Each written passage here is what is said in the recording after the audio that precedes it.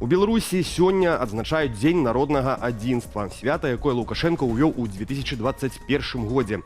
Напярэдадні з гэтай нагоды ён падпісаў указ аб памілаванні 25 чалавек, асуджаных паводле розных артыкулаў, у тым ліку і за так званыя злачынствы экстрэмісцкай скіраванасці. Сваё меркаванне наконт гэткага акту гуманізму, як падае такія пастановы Лукашэнкі прапаганда, у эфіры студыі Белсат выказаў дарадца Святланы Ціханаўскай у канстытуцыйнай рэформе і міжпарламенцкай супрацы Анатоль Лябедзька.